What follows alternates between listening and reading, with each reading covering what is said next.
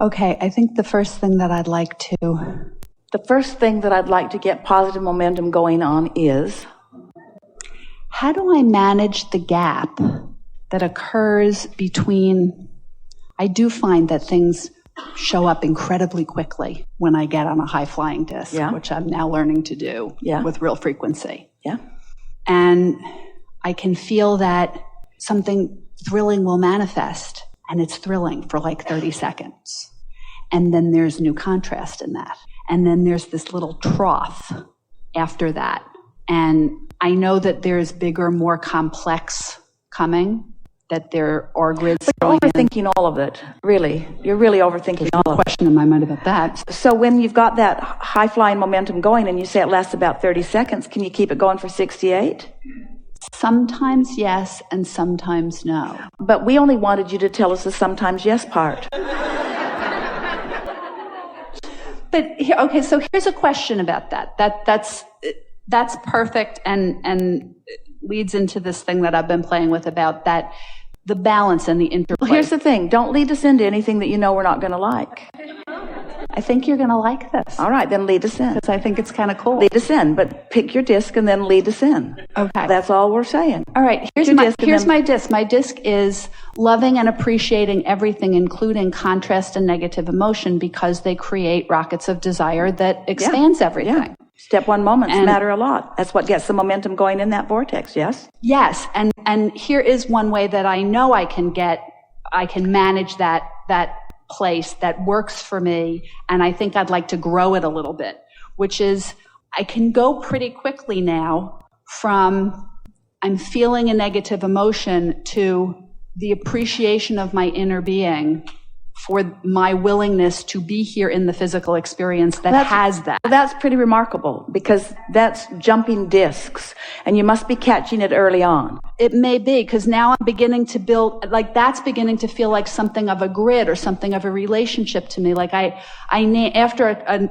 earlier conversation that I had with you all, I named my inner being Grace so that I could have easier conversations between my physical and non-physical, and we converse all the time now. Yes. And I received this very loving, gentle, mothering, like when you talk about you watch a little baby trying to walk and falling on its rear end and you don't say, "Get up, you little moron." And in my family, we don't say, "Get up, you little moron." We say, "Oh my God, you're crippled." And it takes some time before we realize, oh no, you're not crippled, you're an infant. And well, now, not any of that is true. In other words, you took a perfectly delightful story and turned it into a reason to explain your dysfunctional family. No, but what I'm saying is my inner being is the one who always says, "Oh, that's okay, you're totally getting your balance, everything is fine, everything is cool." Well, tell that story and don't tell the other one. But I think part of what I'm saying is my inner being is going, sometimes there's a value in telling the other story for 2 seconds for the path to the improved story. Well, your inner being is never denying the advantage of you exploring contrast. Right. But you've explored the contrast, and this conversation that you're having with us right now is about closing the gap. You're talking about the step 3 moments. And if you're in a step 3 moment, then you're not in a step 1 moment. So how do I close that gap? That's where you started here. How do I practice the higher vibration? And we say, first of all, be aware of whether you're in it or not. And if you're in it, keep it going. And if you're not, change the subject. That really is it. And how do you weave into that the idea, which is not just an idea, it's clear to me that this is the case, that when you withdraw attention from something, it peters out. So when you encounter that thing that's the problem that you don't want to look at, and you look elsewhere and feel elsewhere, does the subject peter out in the same way as the... Well, no, and here's the specific answer that you're looking for. So in knowing what you don't want, you send this rocket about what you do want. And so that's a momentum. It's a momentum that you keep contributing, and then Source rides that rocket and gives attention to it. And so the momentum of what you are wanting is really building. It's built to a very high, fast-moving momentum in your vortex, a momentum that often you are not up to speed with at all. And so when you pick up the subject, and we've been describing every subject is two subjects, what is wanted and lack of what's wanted. So there's a vortex version of it that is spinning very fast, and then there's a grid version of it, which is your perspective, that could be spinning very fast. And sometimes you want it, but you want it, but you want it, but you want it, but. So the momentum seemed like they're almost equal in terms of your airtime. But in terms of the real momentum, they're not equal because the vortex version is much, much, much, much, much, much, much, much faster. In other words, when you want it, but, want it, but, want it, but, in terms of your ability to give your attention to it, that might be equal because you're really going to like this. And we're just going to back up and say this again. You're really going to like this. So, do you acknowledge that you have built a vortex version? Oh, yes. And that it's been coming over time? Yes.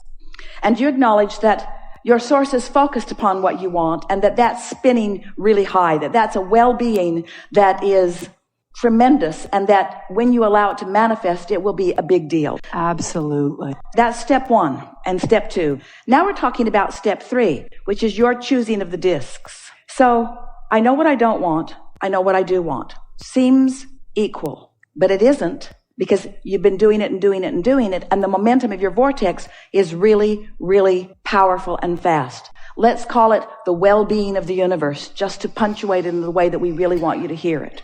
It's huge. And when you stop doing that thing you do, then you'll move right into that. In other words, when you stop holding your cork under the water, it will float right into vibrational alignment with all that's in your vortex. You following us so far? We've been talking about that for a while. But now we're talking about these grid discs. We're talking about your point of attraction. We're talking about your airtime. We're talking about step 3. We're not talking about step 1 anymore. You've set that into motion. We're not talking about step 2 anymore. You've set that into motion. In other words, that is a done deal. This thing that you want, or these things that you want, are already vibrationally achieved. So now we're talking about your point of attraction.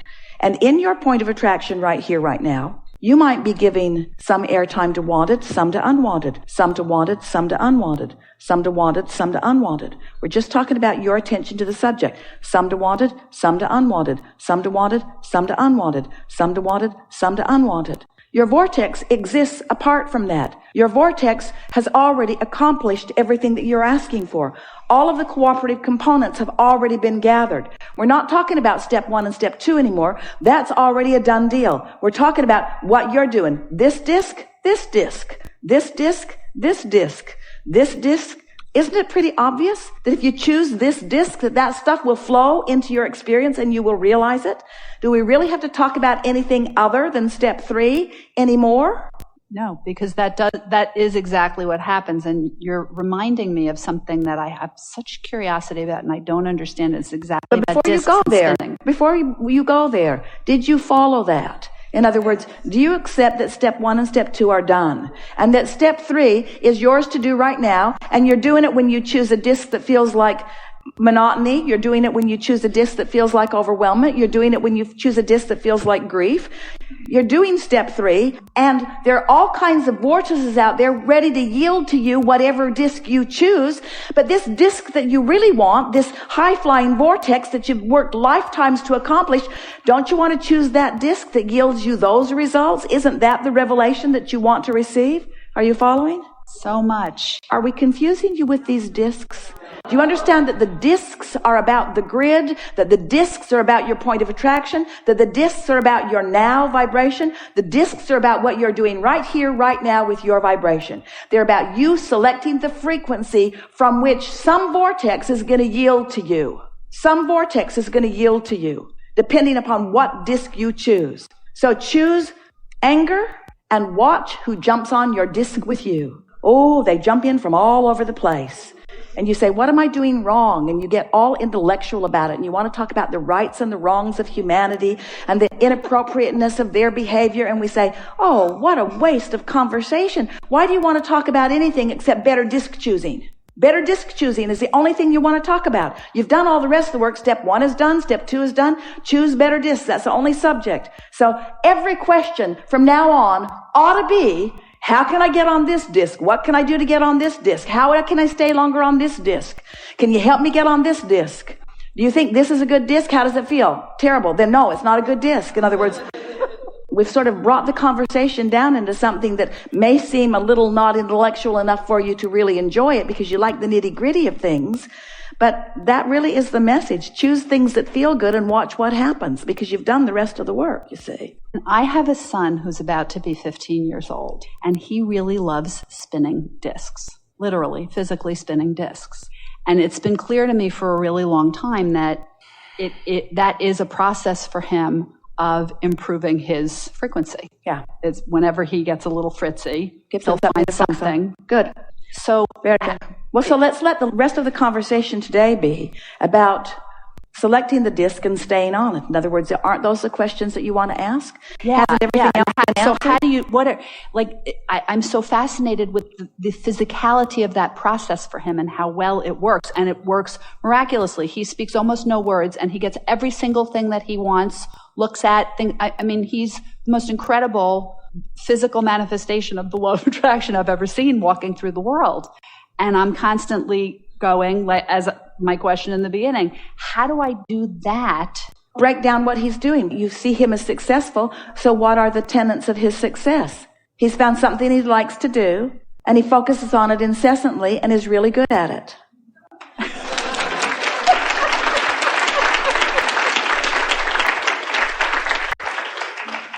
Is there any, do you have any?